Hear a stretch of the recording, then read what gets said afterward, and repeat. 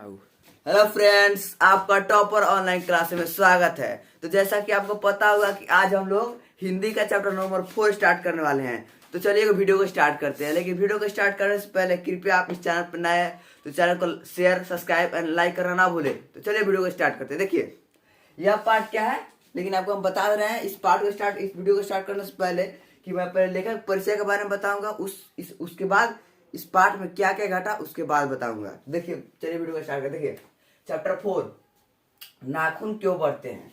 यह पाठ है नाखून क्यों बढ़ते हैं। ये क्या है, पाठ की कौन सी विधा है, ललित निबंध है। अर्थात इस प्रकार आप याद कर सकते हैं कि नाखून में हम लोग क्या लगाते हैं, ललता। इसलिए इस पाठ की कौन सी विधा है, ललित निबंध। अर्थात समझिए आपसे बोर्ड एग्जाम पूछा जाएगा नाखून क्यों बढ़ते हैं, पाठ की कौन सा विधा है, तो आप क्या कहिएगा कि नाखून में क्या लगाया जाता है, ललता, अर्थात ललित निबंध है।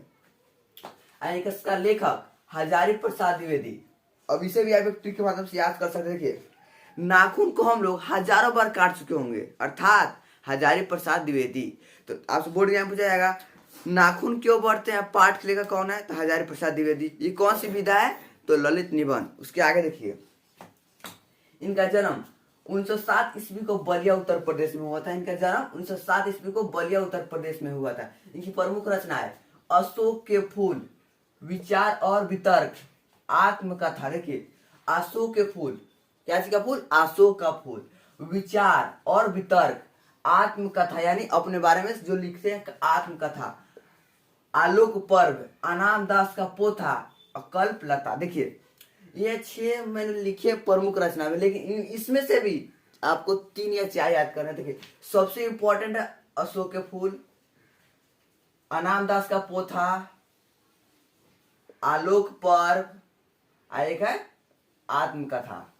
ये 4 आप याद कर लीजिएगा, आपके बोर्ड एग्जाम के लिए काफी इंपॉर्टेंट है। और देखिए इनको आलोक पर यानी इस रचना पर इन्हें क्या मिला है, साहित्य अकादमी पुरस्कार। आलोक पर्व पर आपसे बोर्ड एग्जाम पूछा जाएगा, आलोक पर्व पर हजारी प्रसाद द्विवेदी को कौन सा अवार्ड मिला, तो साहित्य अकादमी अवार्ड। और हजारी प्रसाद द्विवेदी को किस रचना पर साहित्य अकादमी अवार्ड मिला है, तो क्या कहिएगा, आलोक पर्व पर। और भारत सरकार द्वारा पद्म भूषण अवार्ड भी मिला है इनको, यानी भारत सरकार है ना, भारत सरकार द्वारा पद्म भूषण अवार्ड भी मिला है इनको। इनका निधन कब हुआ, 1979 1979 ईस्वी को दिल्ली में हो गया था। तो अर्थात आप लोग लेखक परिचय के बारे में जान गए। लेखक परिचय बस इतना ही था इसके। और ये चैप्टर ना बहुत छोटा है, तो इसके हम 3 मिनट में आपको समझा देंगे। तो चलिए आप इस वीडियो में बने रहे। तो बच्चों लेखक परिचय के बाद हम लोग इस निबंध में क्या क्या घटा उसके बाद बारे में बात करते हैं। देखिए कोई बच्चा होता है तो बहुत अजीब जैसे सवाल पूछता है, जैसे कि हम लोग क्यों खाते हैं, हम लोग क्यों सोते हैं, हम लोग शादी क्यों करते हैं, हम लोग घूमते क्यों हैं, इस प्रकार का प्रश्न पूछ देता था। उसी प्रकार लेखक की बेटी थी, लेखक कौन, हजारी प्रसाद द्विवेदी, उसकी बेटी थी। तो उसने अपने पिता से पापा पापा पापा नाखून क्यों बढ़ते हैं। तो उस लेखक के पास ये इसका आंसर नहीं था, मेरे पास भी आंसर नहीं। क्या आपके पास आंसर है, डू यू नो। तो कृपया आप इस वीडियो जानते होंगे तो कृपया कमेंट कर दीजिएगा।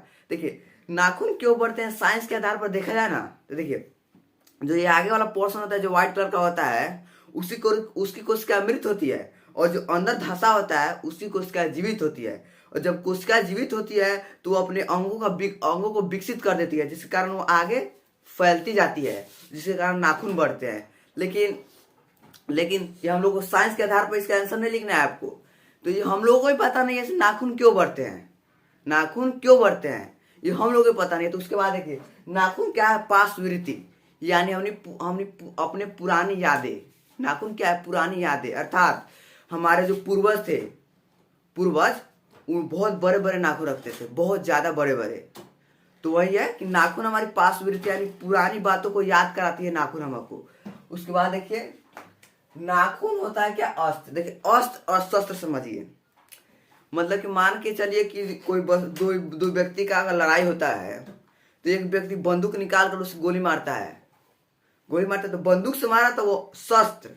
और जिस चीज से वो व्यक्ति सेफ्टी अपना सुरक्षा किया उसे क्या कहते हैं, अस्त्र कहते हैं। और जिसे माना कि बंदूक चलाए तो शस्त्र, और जिसे सेफ्टी किए हुए अस्त्र। देखिए तो वही बात है कि पहले मानव क्या था? जानवर। अभी नहीं, अभी भी जानवर है, लेकिन बहुत साल पहले, करीब लाखों वर्ष पहले मानव क्या था? आदि मानव। यानी वो जंगलों में रहता था, और जब वो जंगलों में रहता था तो वहां पे जंगली जानवर भी होते होंगे। तो जंगली जानवर जब उन पे आक्रमण करते थे तो उनके सेफ्टी के लिए वो अपने नाखूनों का इस्तेमाल करते थे। उस समय ना तलवार, ना भाला, ना क्या कहते हैं उसको, लोहा का कोई प्रकार था, उसका भी आविष्कार नहीं हुआ था। आर्यों ने लोहा धातु का आविष्कार किया। तो आपको बोर्ड एग्जाम पूछा जाएगा कि किसने लोहा धातु का आविष्कार किया, तो कहेंगे आर्यो। तो वहीं आर्यो जाकर हिंदू बना। क्या बना? हिंदू बना। उसके बाद देखिए कि जो उनके सेफ्टी के लिए वो अपने नाखूनों का इस्तेमाल करते थे। क्या करते थे? नाखूनों का इस्तेमाल करते थे। और तो मानव बहुत विकसित हो गया है, बंदूक बना दिया है, तोप बना दिया है, परमाणु बम बना दिया है, बहुत सारे बम बना दिए हैं। अगर अभी अमेरिका, चीन और जापान, इंडिया को कह दिया जाए कि पूरा पूरा दुनिया को बर्बाद करने के लिए, तो वो 20 मिनट में बर्बाद कर देगा। लेकिन उस समय अभी लोहा धातु का आविष्कार नहीं था, जिसके कारण वे क्या चीज का इस्तेमाल करते थे? नाखूनों का। और नाखूनों के साथ साथ वे दांत का भी इस्तेमाल करते थे। तो ये एक नंबर में क्या था? एक नंबर में अस्त्र का इस्तेमाल करते थे, 2 नंबर दांत। तो आपको बोर्ड पूछा जाएगा प्रश्न कि पहले मानव अपना सुरक्षा क्या चीज से करते थे? तो आप क्या कहिएगा? नाखून या दांत। और एक प्रश्न आपसे यह भी पूछा जाएगा कि लेखक के सामने नाखून क्यों बढ़ता है? प्रश्न कैसे आया? तो इसका आंसर आप दीजिएगा कि लेखक के सामने यह प्रश्न जब आया जब उनकी बेटी उनसे पूछा, पापा पापा पापा नाखून क्यों बढ़ते हैं? इस प्रकार नाखून क्यों बढ़ते हैं प्रश्न लेखक के सामने आया। अब देखिए आगे, देखिए मानव, आदि मानव है, देखिए बेलज, नीलज व बेहाया। देखिए बेलज यानी देखिए आप आज काट लीजिएगा नाखून, तो ये 7 दिन बाद फिर आ जाएगा, फिर काटो इसको, फिर 7 दिन बाद आ जाएगा। तो क्या क्या गया? बेहाया, निर्लज, बेलज, यानी इसको लाज नहीं है। क्या क्या जाए देसी भाषा में? इसको लाज नहीं है, ये थूतुर है, मान के चलिए थूतुर है, इसको काट देते हैं फिर 7 दिन बाद जम जाता है, यानी अर्थात ये थूतुर है। तो आपको पूछा जाएगा कि बेलज, नीलज, वैद किसे कहा गया है? तो आप क्या कहिएगा? नाखून को। अब देखिए दधीची मुनि के हड्डी से क्या बनता है? इंद्र का बनता है। देखिए पहले जमाने में एक मुनि होते थे, यानी उनका नाम है दधीची। तो जब मर जाते थे तो उनकी हड्डी से, इंद्र था ना, इंद्र अपना ब्रज बनाया था। ब्रज अर्थात आगे का आगे स्टील बॉडी, अर्थात समझिए स्टील बॉडी। तो आगे वो दधीची की हड्डी था ना, उससे आगे अपने शरीर पे बना लेता था, जिस कारण जब तलवार उस पर पड़ता था ना तो हड्डी पे पड़ता था, शरीर पर नहीं जाता था। तो आपसे बोर्ड एग्जाम पूछा जाएगा कि इंद्र का ब्रज क्या चीज से बनाया? तो आप क्या कहेगा? दधीची मुनि के हड्डी से। और दधीची मुनि के हड्डी से क्या बना है? इंद्र का ब्रज, इंद्र का ब्रज। अब देखिए आप लोग सुने होंगे पहले के लोग सब क्या कहते थे कि वो मास्टर पुराना है तो बहुत अच्छा पढ़ाता होगा, और ये मास्टर नया है तो इसको भी उतना एक्सपीरियंस नहीं होगा। लेकिन आपको बता दें कि सब पुराने अच्छे नहीं होते, यानी सब जो टीचर पुराने होते हैं वो अच्छे नहीं होते हैं, और जो सब नए टीचर होते हैं वो खराब नहीं होते हैं। अर्थात सब पुराने अच्छे नहीं होते, सब नए खराब नहीं होते। यह किसने कहा? तो कालिदास ने। अर्थात आपसे बोर्ड एग्जाम पूछा जाएगा कि सब पुराने अच्छे नहीं होते, सब नए खराब नहीं होते, यह कथन किसका है? तब क्या कहिएगा? कालिदास। अब देखिए नाखून क्यों काटते हैं? नाखून हम लोग क्यों काटते हैं?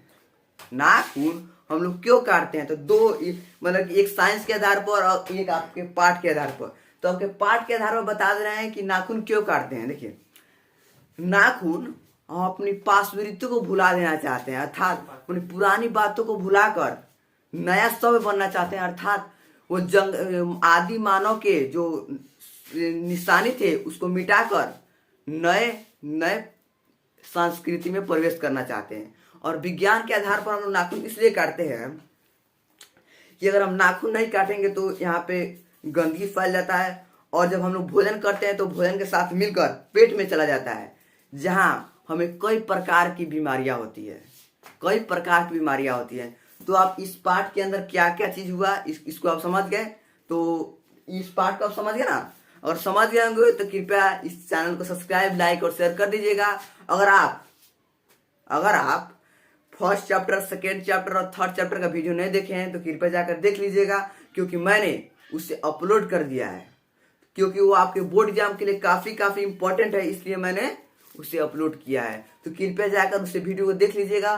और ये पार्ट यहीं को मैं अंत करना चाहता हूं, तो कृपया मुझे सपोर्ट कीजिएगा और मेरे चैनल को सब्सक्राइब, लाइक और शेयर करना बोले तो थैंक यू। इसका अगला वीडियो यानी चैप्टर नंबर 5 नागरी लिपि, जिसके पार्ट के लेखक है गुणाकर मूले, तो उसका 5वां नंबर चैप्टर वीडियो जल्दी आने वाला है। तो थैंक यू, गुड बाय।